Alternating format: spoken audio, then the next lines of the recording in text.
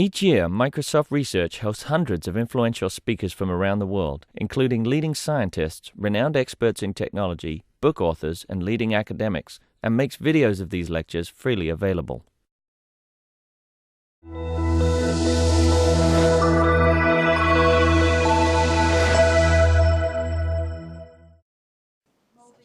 Okay, welcome everyone. Thank you so much for coming today. We are delighted to introduce to you Joseph Riegel, who is an assistant professor in communication at Northeastern and a local who just lives right around the corner. So it's great to have you here with us. He is also a faculty associate at Berkman and has written a previous book on Wikipedia, but that's not what he's going to be talking about today. Today he's sharing his new work, which is called Geek Knowing, From FAQ to Feminism 101. Please welcome Joseph. Hello, everyone. So these are web slides, so if you'd like to follow along online or follow some of the references afterward, you can just go to riegel.org/talk. And I want to begin by talking how I got here, because I'm kind of perplexed that I'm even studying this topic. And so I will give you a little sort of history of my path. So I began thinking about these issues related to geek feminism via this wonderful group of people, WikiChicks. And actually, I had been working on Wikipedia, and I think around 2006, there was a proposal in the creation of an email list at the Wikimedia Foundation that would be for women Wikipedia contributors. And I was studying what I call open content communities at the time, because up until then, a lot of people had been looking at free software and free culture and open source. But a lot of the discussion at that time was really focusing on licenses. And I thought, can we actually think about communities and groups in the context of openness? And what does it mean for a community to be open? And what are the challenges of that? And so I have a chapter in my Wikipedia book about openness, and I actually talk about this because for the most part, 10 years ago, just explaining that Wikipedia could work was kind of novel. But I was also coming to appreciate that there's certain aspects of Wikipedia that don't work so well. And that includes what they call the gender gap, the fact that there's so female Wikipedia contributors. So this group was set up as a female-friendly oriented space in the tradition of a lot of other female-friendly spaces like Linux Chicks, and almost every free culture project has something like this. What was different here was that this was an exclusively female space. So this was not open to men or allies in that regard, and that was fairly controversial and caused a lot of contention within the community. And I was sympathetic to the idea then. I thought if women felt they needed that space, they should have it. And eventually, the debates about it went back and forth, and it was moved away from the Wikimedia Foundation servers. It was hosted elsewhere, and that kind of solved these big philosophical debates the community was having.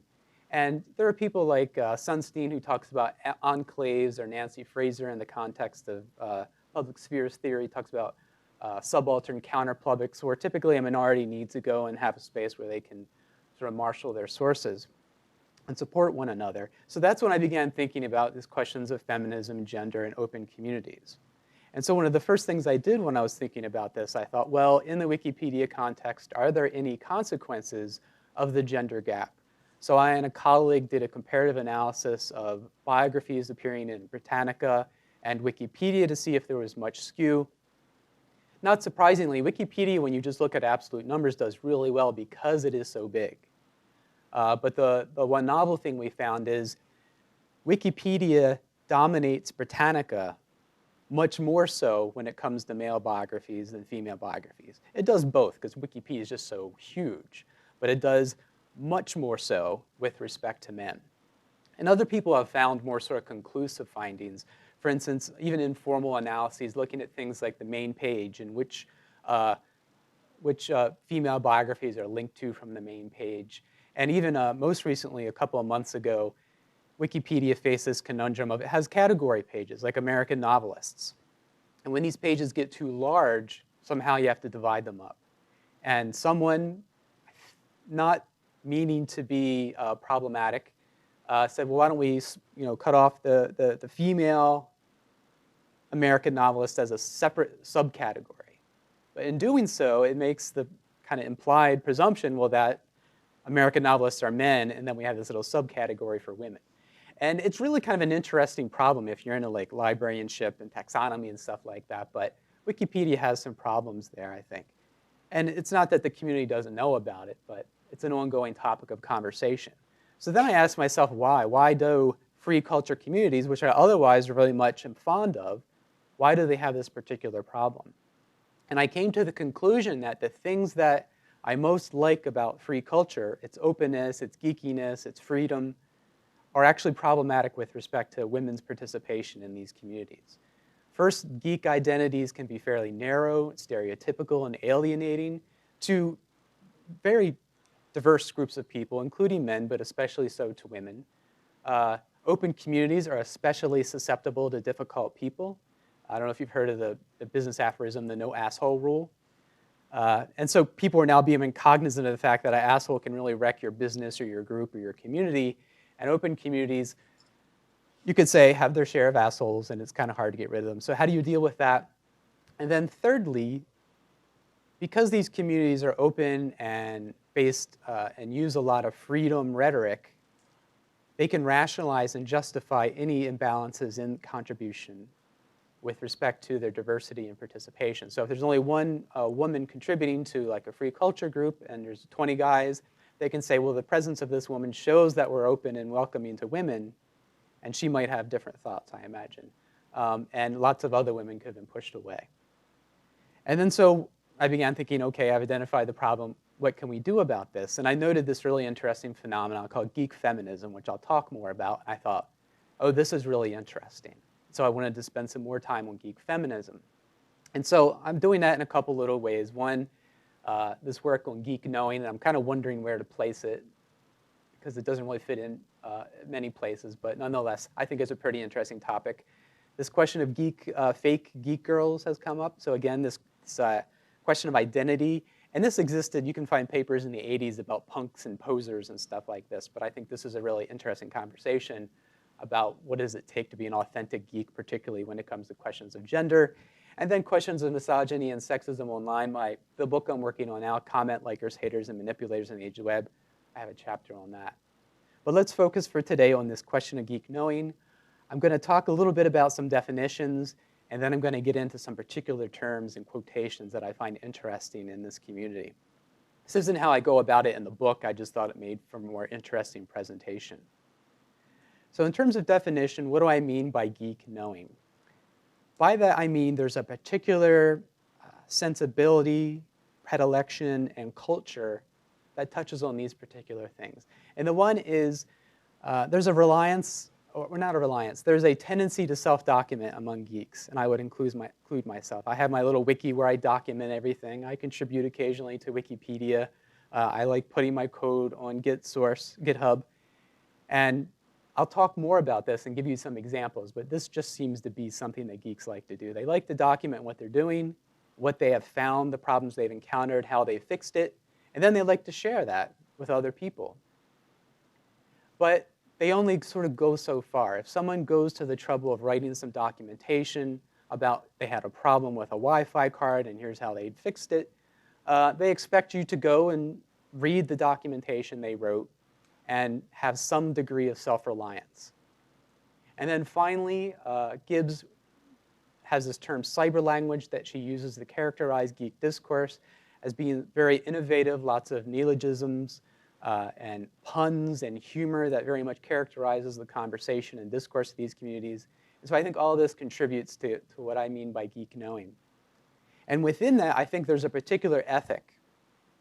And that is, like any community that through acculturation and culturation, socialization, expects newcomers to familiarize themselves with the norms and the knowledge of the community, but it seems especially pronounced among geeks.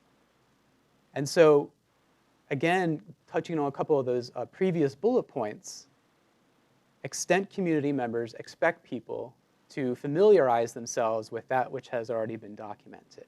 And this is further reflected in the community and their lexicon by way of stature. So for instance, you can be an alpha geek or a newbie or things like that. And I'm going to talk more about that as well.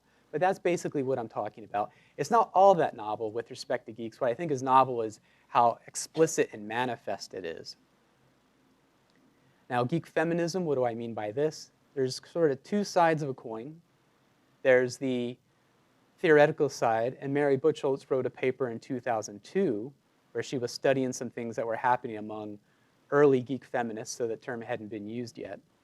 And she tried to identify this burgeoning identity as distinct from liberal, postmodern, and radical feminism as a type of feminism where women are claiming their geekiness but still are sympathetic to typical feminist ideals of equal participation and other sort of notions. In terms, yes? There's a lot of definitions, but you haven't yet defined geek. Okay. You've defined geek feminism as feminists who are geeks, so I'm just... Okay. You can just tell me how you understand geek. So based on the literature, I would define geek as people who are very enthusiastic about things. And it arises out of a hacker and online culture. But the word has now expanded. So for instance, you can be a reef geek, which means you're really into aquariums. And so I think it's useful to appreciate that it's not just limited to the online comic, cosplay sort of fan culture communities from which it arose. But that is the context very often in which I'm speaking.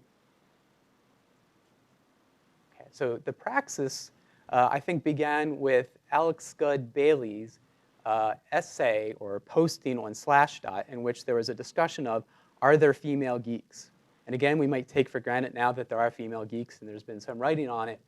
But on Slashdot back in 1998, there was a posting that said, are there female geeks? And Scud posted and said, yes, we exist. We're fairly quiet. We don't get a lot of attention. I think for some purposes, they don't want the attention, at least back then and even now. And that was followed up by another essay, and then with the establishment of the wiki and the blog. And so now, if you Google geek feminism, you can actually find a body of people and wikis and blogs and conversations that now fall under this banner. So what I'm going to do is, I was both trying to get my head around this notion of geek feminism and this obligation to know. And when I was thinking about this, they kind of helped one another in terms of my thinking about this. And so what I'm going to do is I'm going to mention a couple of terms and give you quotations about words and discourse within these relative communities and consider how they overlap or they don't overlap. And hopefully this will shed light both on the construction of the geek feminism identity with respect to this ethic of an obligation to know, and also just to understand this obligation to know from a geek perspective in general. So the first thing I want to talk about is the overlap between all of these communities. And this is something you've probably all heard of, which is the fact, a frequently asked question. This arose in the geek space, particularly, did anyone ever use the Usenet? People around that long, right? So the Usenet was a pre-web means of discourse. People would exchange messages on Usenet news groups. And a lot of servers only had limited capacity to store messages. So you might only have like 2 weeks or a month worth of message in a particular news group. And people would come online and ask questions that had been discussed before, and it got tiresome. And so they created these facts that would be posted to the news group every week or every 2 weeks. And that way you could say, go read the fact, we've discussed this before. And that's been around for a long time. It's spread quite widely on the web, so it's not just geeks that talk about FAQ anymore. And as an example of that, here's the original sort of news group rec.models.rockets FAQ. And you can see it was just simple text.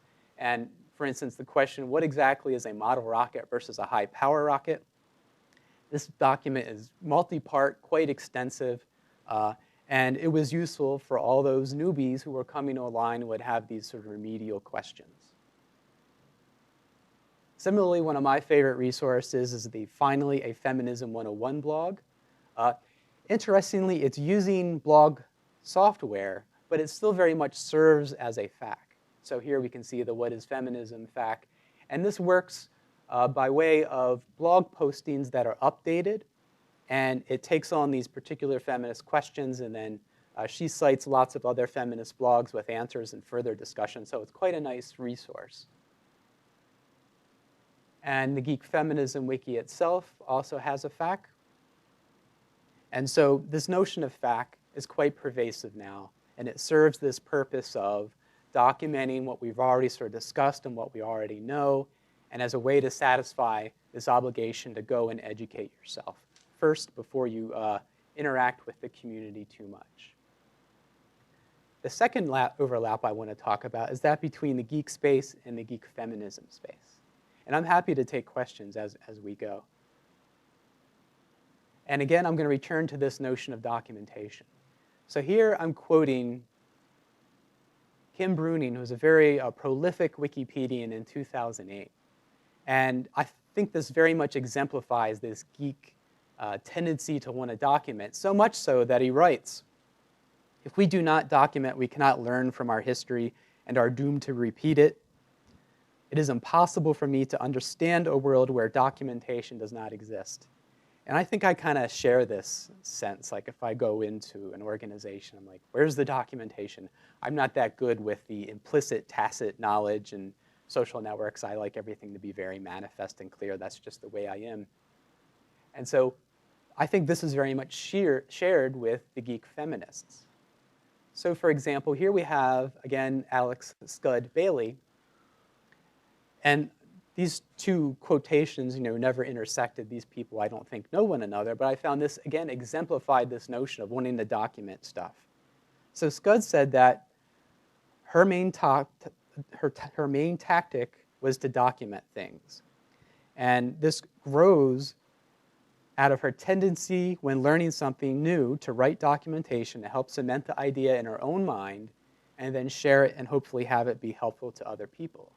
So she started the Geek Feminism Wiki just as a personal project, as she was struggling to sort of come to terms with her geekiness and also the feminist concepts that she was learning. Both geeks, traditional geeks, old school geeks, or male geeks, and geek feminists like to use this term RTFM, or at least do use this term RTFM.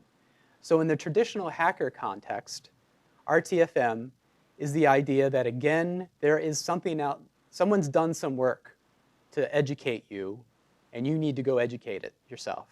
So the expansion of this, in the nicer terms, is read the fine manual, and the cruder and more authentic, it's read the fucking manual. And here, Viela Coleman, anthropologist of hackers, has this really nice definition of the notion of RTFM in her book. She says, RTFM is a comedic, though stern, form of social discipline. It pushes other hackers to learn and code for themselves, as well affirms that effort has been put into documentation. And so again, we see this balance of the work has been done to document something, but you also have to pull yourself up by your bootstraps to some extent and learn before you bother us too much. Now here's an instance of RTFM being used in the geek feminist context. This was based on a blog posting from Brianna Laufer, and she wrote that RTFM is pretty much the geek way of saying you have a responsibility to educate yourself. I like to think the bright pink takes the edge off the abruptness of the implied message. And she printed up these cards, and on the back of the card is URLs to the Geek Feminism Wiki and blog. I don't know if it really looks pink here, but it is pink. And I want to touch on this again a little bit later. But the idea, at least from a woman's point of view, that the edge has to be taken off a little bit, I think is kind of interesting. Though normal geeks will often have conversations about to what extent is this obligation to know a little too fighty and rough around the edges, and is it potentially alienating to newcomers in the community?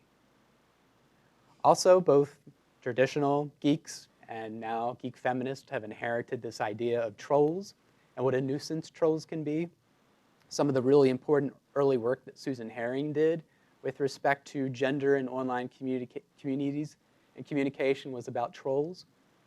And basically a troll is a person that says some things annoying or disruptive that then causes the conversation and the conversants to become distracted and the conversation to become not at all useful.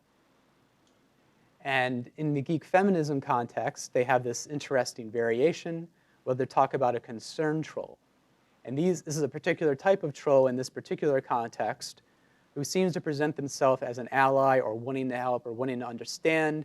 You just need to do a little bit more work to convince them. And geek feminists have found this kind of trolling frustrating because much like other troll bait, you're kind of pulled in to want to engage with this person substantively, but they never sort of give any ground and just keep asking the same stupid things. So again, the notion of troll exists in these two spaces. Now I want to talk about a couple of terms related to geek knowing that pretty much have remained within the stereotypical, traditional geek space, and we don't find it in the feminist and geek feminist spaces. And those really have to do with status.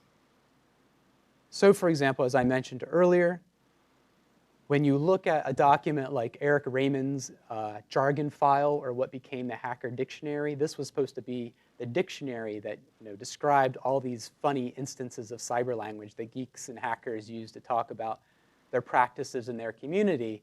And it is not uncommon for geeks to talk about, oh, so-and-so is the alpha geek.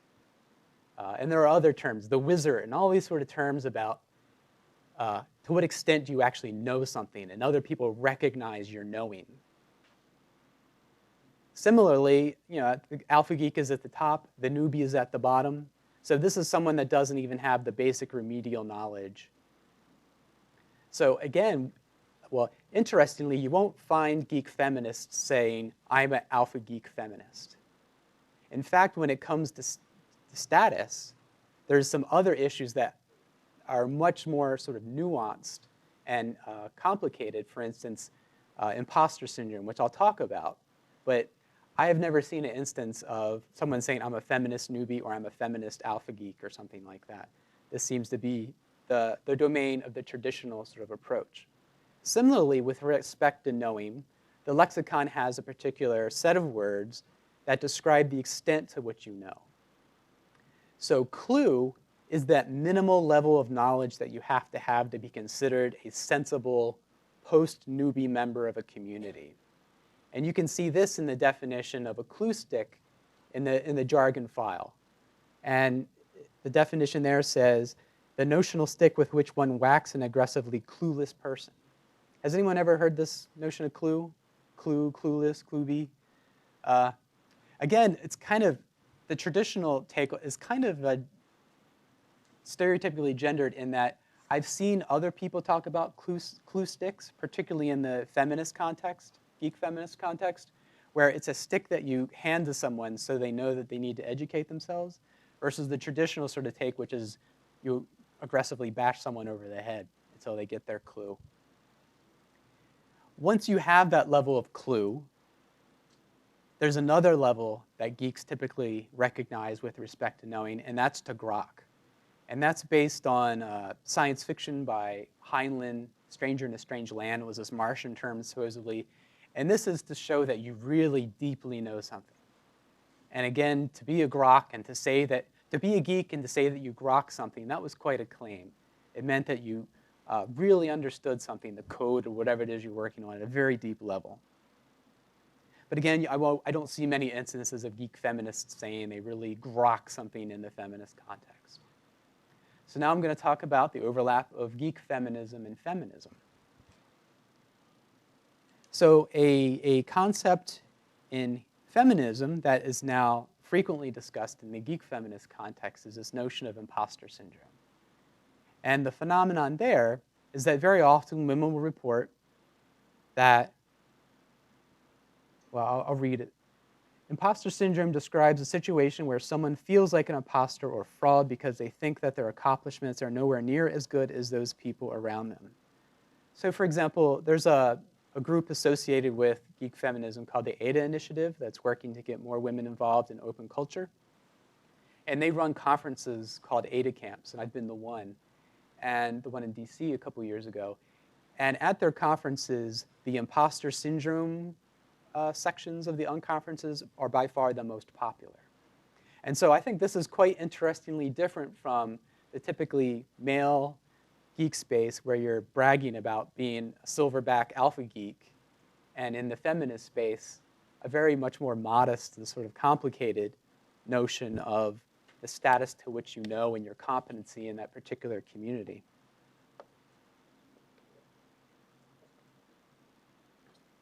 Another really big concept, and you saw it on the Finally Feminism 101 blog, is in feminist discourse, there's no manual and there's no source, so they don't say RTFM, but they talk about 101 knowledge. And basically, in feminist discourse, this is the really remedial basic knowledge that you need to go educate yourself about so you don't become a nuisance to extent community members. And for those people, I remember looking into this, and I never found anything particularly good, but for those people that I understand that this used to be like the first course in a particular series. So like Biology 101 was the first introductory course. I wanted to find like the first instance of that, but I couldn't. But here we have a feminist blogger talking about, I could probably make that a little bit smaller. And sometimes those of us with conditions that intersect with our ability to do this work end up burnt out, frustrated, or we lose our patience. There is thankfully a solution to this problem. Those people who say or comment that they really want to learn must take on the responsibility for their own learning. So again, in a different community, we're seeing a different approach to this question of how do you deal with people approaching your community and asking potentially disruptive questions. And the way that you do that is you document your Feminism 101 knowledge and you ask people to then go and educate themselves. Similarly, Brianna Laffer in the Geek feminist space, she writes that it's really nice for people to have this 101 knowledge for the people that are existing in the community. And I don't know if anyone has tooled around with Python. I tend to like that language myself. But when Python first came on the scene as a programming language, it was controversial because code blocks weren't delimited by curly braces. They're indented. So they use white space. And that was like this big thing that people argued about for a long time. And Laffer is saying here, once you've been developing in Python, you don't want to have a conversation about white space anymore. It's done. You've dealt with it. Get on with it. And you want to have more interesting and substantive conversation. And I think this is what a lot of feminists are saying as well. The feminist 101 stuff is good. Learn up on it, and then you can have more meaningful conversations with us. This relates back to the notion of trolling, but I've noticed in feminist and geek feminist communities, they use this word quite a lot, and that's the notion of derailing. And the idea there is that people can come and ask disruptive questions or make disruptive propositions that are very much within the scope of 101 type knowledge. And then what happens is the community goes off and has this digressive argument and potential flame war. And the really interesting substantive conversation that you might be having in your second or third year, fourth year college course ends up going back to that remedial 101 type knowledge, which is frustrating for communities. And this is from a Derailing for Dummies. It's an ironic sort of instruction guide of how to be a jerk in these particular communities. And it says, by insisting that you can only learn if they right then and there sacrifice further hours of time going over the same ground they have so often in the past, that's how you can derail particular communities. Okay, so now I want to talk about geek feminism and some of the lexicon they have related to knowing. That really is fairly novel to them. You don't see these terms spoken of in either the feminist or the geek communities alone. One is the unicorn law. There's two unicorn type things that people tend to discuss in popular online culture. One is unicorn chaser. That's when you see something horrible in the comments and you need something funny and fresh and not as depressing, so you follow some horrible story up with a unicorn chaser or rainbow chaser. In this instance, the unicorn law is in a tradition of geek laws where geeks like to sort of be armchair sociologists and anthropologists and posit laws about their social interactions in communities. And this one follows a tradition of Godwin's law, which is as an online conversation continues, people are going to end up calling one another Nazi or Hitler, inevitably, because it's just what happens. And so this says a similar sort of thing. The longer you are a woman in an open source community, the probability of you being asked to speak about being a woman in an open source community approaches 1. And this is interesting in light of status because in some way, this shows that women's expertise and knowledge can be recognized, but it's recognized merely by their virtue of being a woman and a geek. So it's not quite at that same level of sort of alpha geekness. It's not an appreciation of the same level of knowledge, and it's also a burden because some women don't want to talk about this. When I look at the discourse among geek feminists, very often doing the 101 educating is seen as a second shift type of job. They'd rather be coding and doing their geeking out and not having to do all of this sort of stuff and having to give the unicorn talk as they speak of. Yes? I just want to check my understanding on this. So the way I read that, the sense I get is that a woman in open source is of her own accord talking about being a woman in open source. But I think I just heard the opposite, that she's being asked to talk about being a woman. What did you say first? So the distinction of whether I, as a woman in open source, am choosing to talk about that or am being asked to talk about This that? is you're being asked. Okay. Because in a sense, they are tokens, and they will be asked, and some women will be willing to do so and are even happy to do so. But for a lot of women, they've already done it and they don't want to do it again, or it's an extra obligation being placed upon them that can have a number of problems associated with it, including that they then become a target for possible harassment, or that they then seem exceptional when they really just want to seem like just one of the geeks. Another interesting angle on this, and this is the Geek Feminism Wiki, is that some of these harsher exhortations, remember I talked about RTFM and the pinkness and stuff like that, but the Geek Feminism Wiki adroitly points out that the meaning of the exhortation to read the fucking manual is gendered. Men are able to tell someone to RTFM without ever accused of being of having PMS. So again, this is sort of the traditional, if you abide by the masculine norm, you're kind of a bitch, but if you don't, you're not going to be noticed and walked all over. So what I've done is try to argue that there's this theoretical notion called the obligation to know, and it helps communities serve as a defense to simple ignorance and purposeful disruption, and that the intersection of geekdom and feminism highlights the obligation to know ethic, and I think further contributes to the development of this idea of a geek feminism and demonstrates a geek feminism sort of identity. And this is my sort of conclusion with respect to where I think these terms from the discourse fall within these Venn diagrams. And that's it.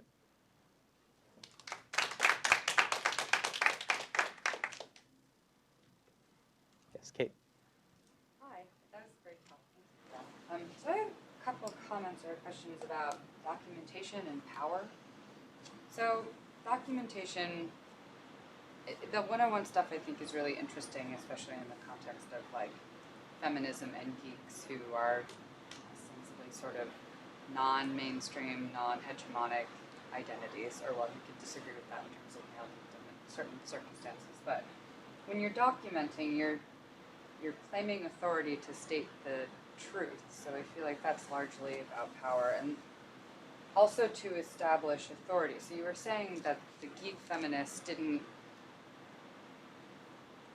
talk about status, but I feel like they kind of are inferred statusing by sending people to the 101. It's sort of like, well, I'm not going to call you a noob, but I'm going to tell you to read the fucking manual in a really nice way. So it's really interesting, I think, that maybe looking at the ways that maybe women are doing the same things that men do, but maybe in a more subtle, like more traditionally gendered way, because of the way that society encourages women to interact with each other and with everybody else. I don't know. Yeah, that's a good point. And I agree that both communities share the ethic. My point was just that I don't see women walking around saying I'm such an alpha feminist. But maybe they aren't saying it, but maybe they're performing it in a more subtle way. I don't know. Yeah, and I think you are kind of right because in the fake geek girl kind of issue, there have been really interesting and sometimes unfortunate discussions about policing. And some women who have been active, say, at technology conferences, have been kind of pushed on by people policing feminism, and these issues sort of come up. Also, with respect to the power, that's interesting. I hadn't given that enough thought, because again, maybe it's because of my own personality. But a lot of the documentation I see, at least the people who quoted, it really is a sort of personal practice. It's almost like a best practice, like this is what has worked for me. But you're right, there is a lot of documentation that says this is the way it must be done. Right. And there are definitely power dynamics involved. There are a lot of assumptions that are encoded in what you're documenting. It's like, there is a right way to go about this, and you're going to read the manual, and if you don't agree with me, then you're not part of the community. So it's very like boundary erecting, I feel like. Mm-hmm. Could you just go back to the previous slide that summed up everything? So I'm interested in the asterisk in the feminist space. And I would like to take Kate's point further and suggest it's possible to construe a lot of the behaviours being described as not feminist at all, however they may be labelled.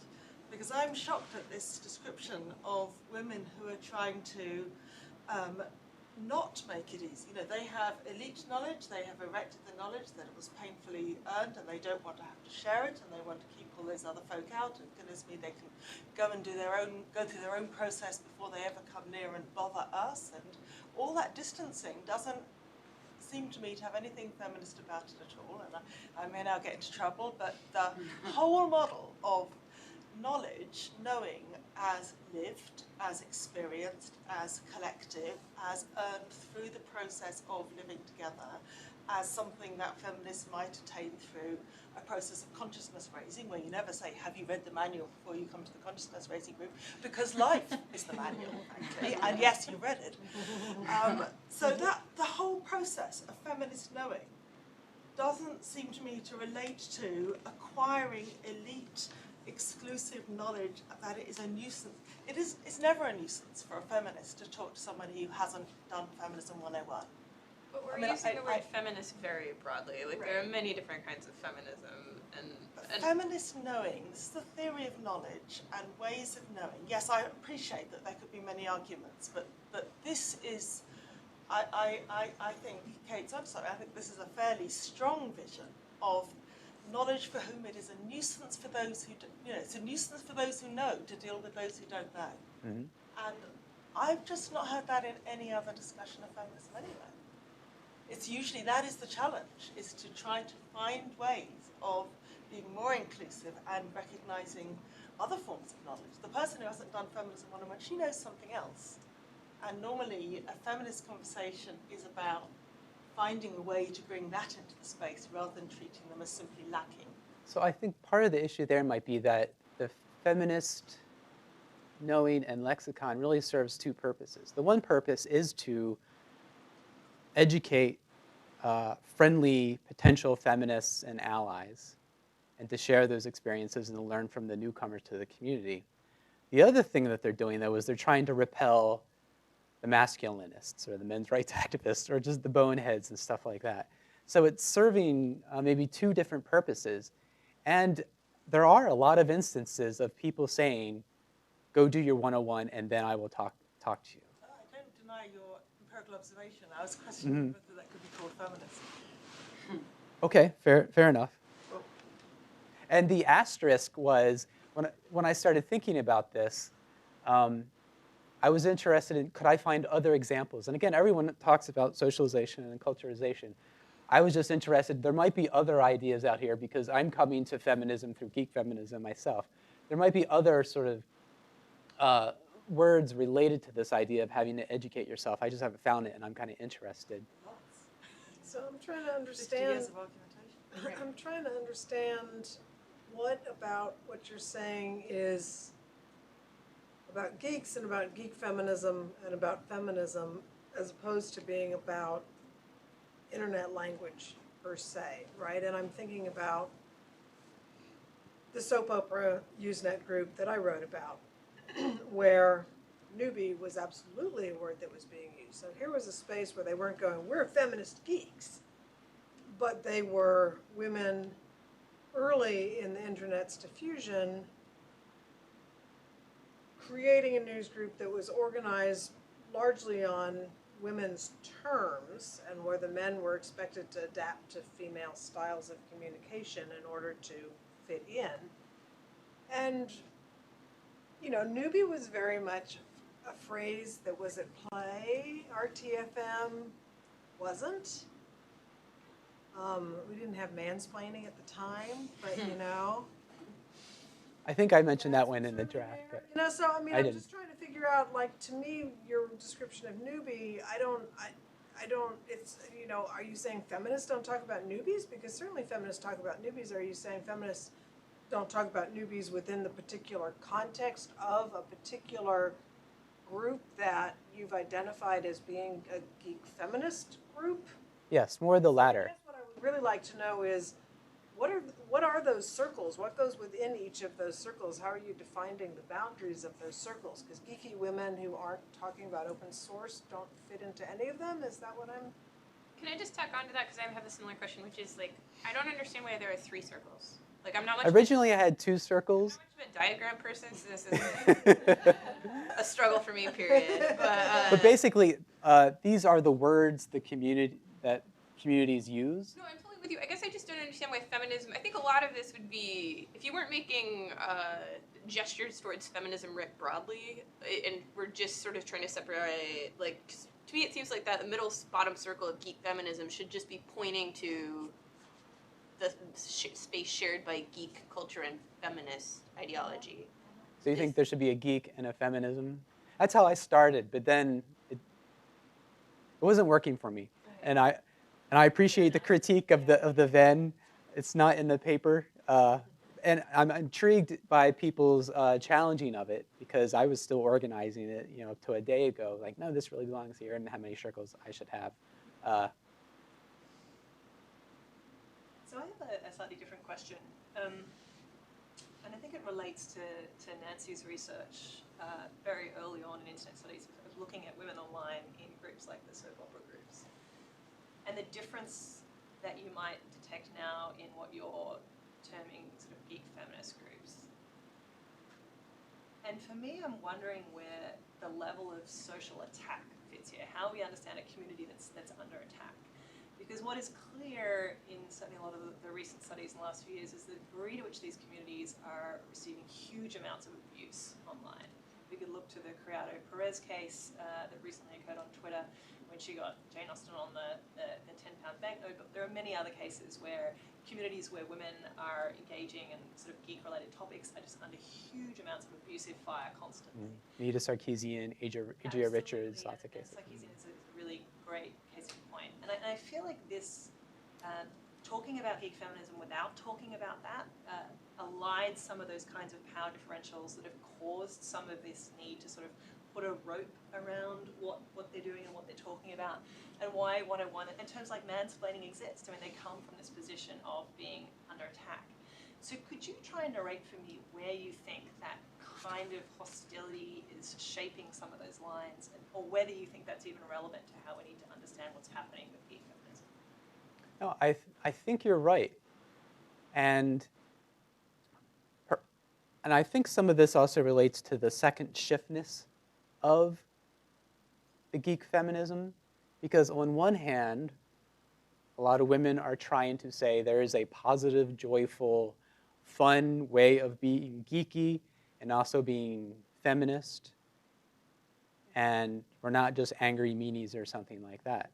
But on the other side, they are under attack, as you say, and it is an interesting question to say, is geek feminism a sort of positive manifestation de novo, or is it simply a response to sexist harassment? And how you answer that, I think, would sort of define how you end up conceiving of the geek feminism identity. Within the discourse, I see both sort of arguments being made.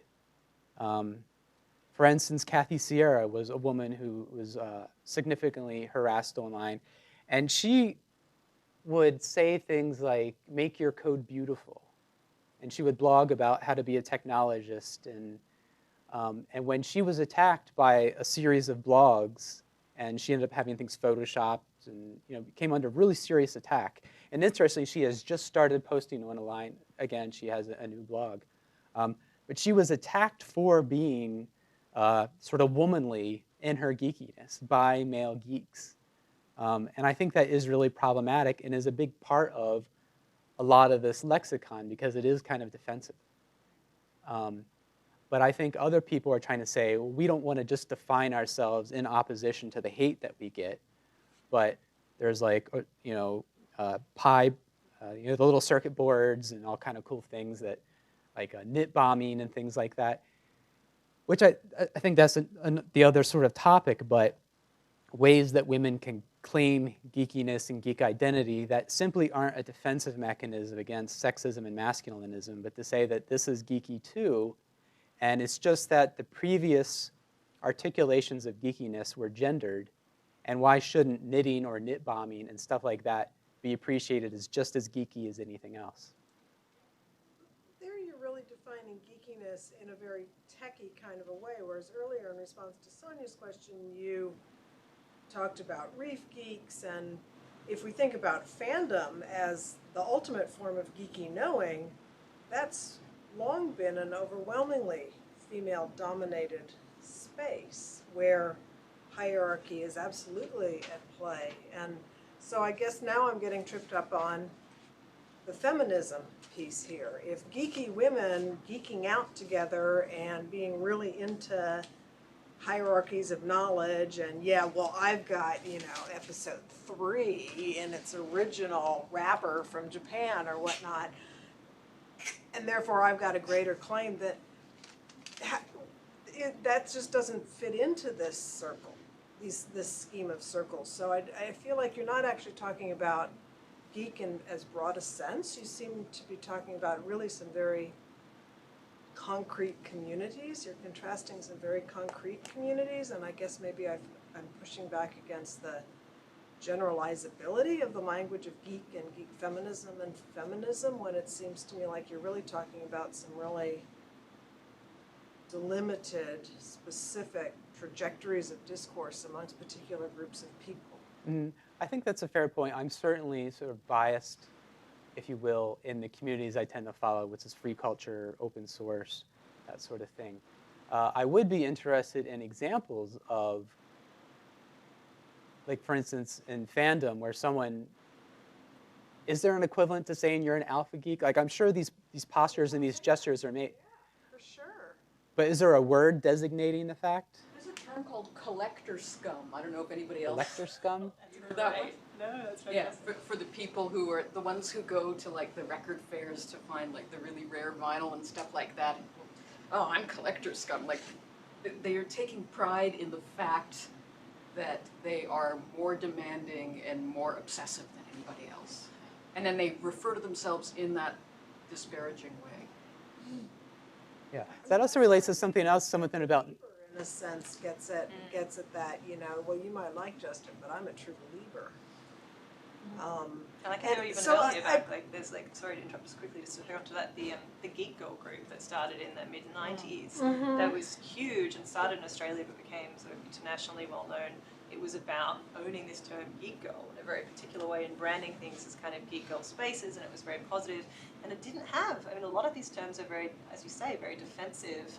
And I think that's very telling. Like, I feel like there's a historiographic element here that if you looked at the communities that called themselves geek girls in the 90s, and then look at which, I'm not sure which communities in particular you're identifying as geek feminists, but say, you might look at some areas of, say, Jezebel and say these are geek feminists.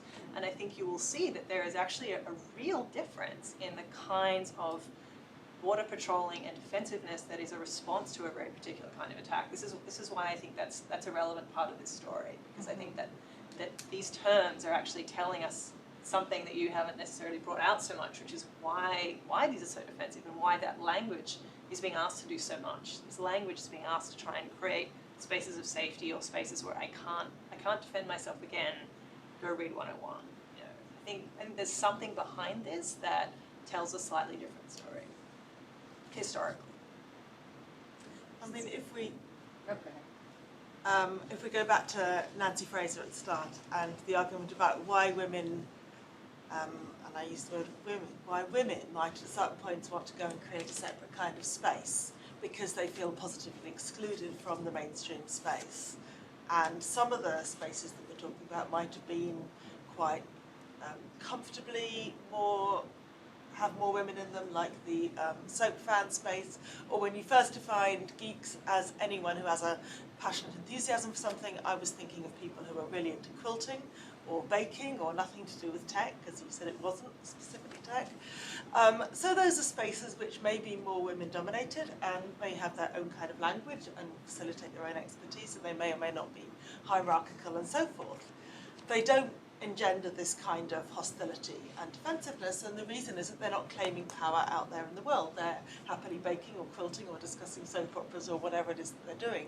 So the point must be that these groups are claiming power out there in, as it were, the big boys world, and the reason that they're claiming feminism is not, as I suggested, that they're being inclusive to new women coming in, but they are trying to fight for equality where that power is not being given to them.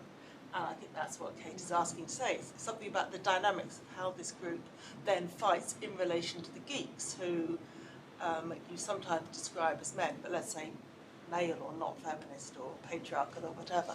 So what's the nature of that fight, that it generates such hostility that they feel themselves under attack in the way that a group of women quilting never feels? Oh, that's a great point. So, I mean, how are they out there? What are they fighting for? What's their... I think the comments are right that there is a claim being made upon a space that was traditionally the boys' locker room or the programmer sort of space, and it's contentious, and hence a lot of this language is being used for defensive purposes beyond just socialization within a otherwise women-oriented or women-focused community. I think you're right. And the one thing I was thinking about, for instance, when the community kind of turned upon itself, was the notion of intersectionalism in feminism, and it's that, just being a, say, white female feminist has a certain amount of privilege associated with it, and so you see some internal policing that if you're not also being equally open to other sort of subalterns or minorities or social justice issues, you will then be challenged on the fact that you're not really appreciating intersectionality. And in the paper, I have this quote from a woman who kind of came under attack by some geek feminists, saying, well, you need to do this, and you need to do this, and you need to do this, and you need to do this. And she said, I got involved in this issue at a particular conference, and I have a job, and I'm busy, and I'm not sexist in the way that you're painting me. I'm not racist in the way that you're painting me. I want to do the right thing, but I'm busy, and I can't read all this theory that you're asking me to read.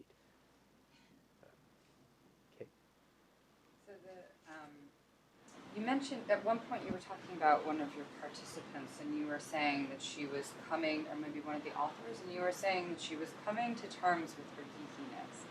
And I thought that was really interesting, as if it's sort of like it was a label that was being pushed upon her, as opposed to a label that she was claiming for herself. Because I feel like for a lot of these, at least the women that you're talking about, like there's definitely some serious flag planting, like I am geek, I am feminist, I am proud, this is my identity.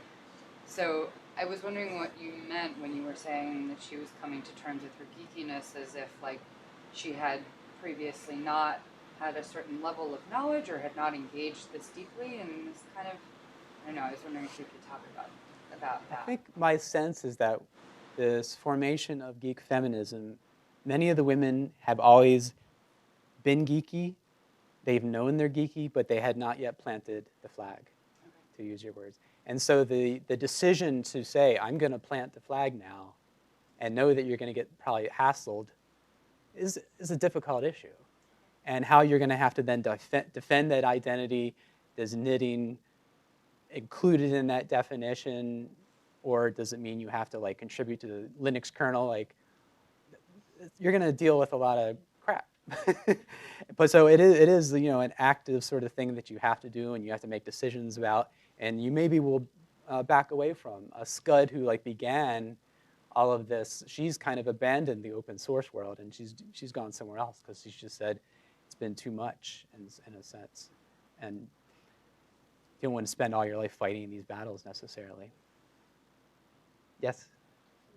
Mine is an extension to the previous question. So, I mean, like you're saying, these particular groups are sort of planting their planting a flag as feminists within geekdom, and they have some substantive issues that they want to raise with their fellow geeks.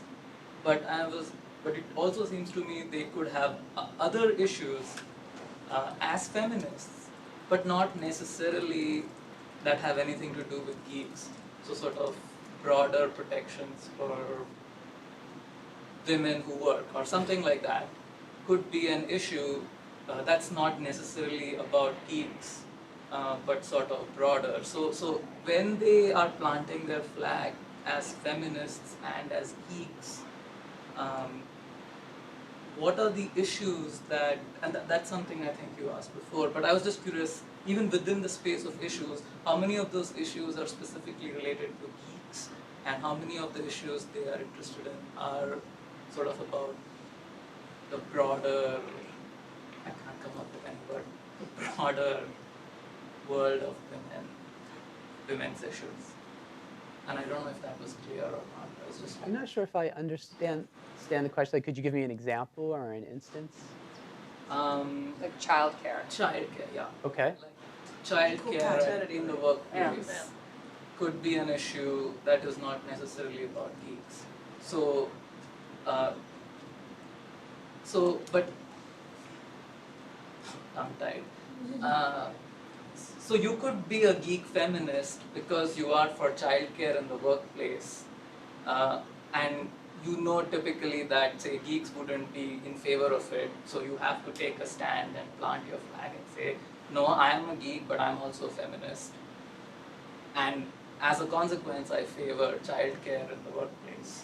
Mm-hmm. So I was just curious if these groups have, what would be the distribution of, so are they specifically agitating as geeks within a particular geek context, or are they also planting a flag?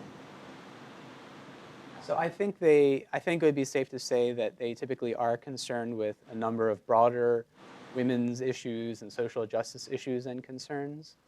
But the geek feminist sort of intersection really is about the intersection of these two particular things. And at least that's what I'm focusing on, the ability to claim geekiness. So for instance, one of the issues could be that geeks need to be less obscene when they talk. Mm-hmm. So that would be an issue that is sort of within geek culture and also something that you have a stand on as a geek feminist. And a broader issue would be, say, childcare in the workplace. And so, but you're saying their issues are more specifically sort of within geek culture. In the communities I'm following, they tend to be driven by particular specific issues. And so, for instance, the ability to participate at technical conferences without seeing pornography on the screen, which there's lots of instances of that, that's like a major issue. So, for instance, for the ADA initiative, one of their main focuses has been having conference code of conduct policies against harassment, against inappropriate sexual content. And so I suppose you might say it's sort of tactical. Like, that's kind of unique to their perspective. They want to go to conferences and not be harassed. This larger issue of, say, childcare in the workplace, I think it's sympathetic, but it's not where they're choosing to spend their efforts because it doesn't fall within that intersection of being able to contribute as a technologist. No, that is Okay. The issue of working 24/7 then, which might be a definition of geeks. Geeks are thinking about their problem 24/7 and they work around the clock and they don't know what time it is, but maybe, someone needs to be picked up from childcare. So there must be points at which the kind of geek ideology conflicts with actually parent issues rather than women's issues, but it conflicts with real life in particular ways that might be of interest to geek feminists. Mm-hmm. Might go unnoticed by geeks. Right. Great. I hate to draw this to a close, but I'm just noticing that we are at time. So if we could just thank Joseph for the paper, and I'm sure we can have a Q&A. Thank you for coming.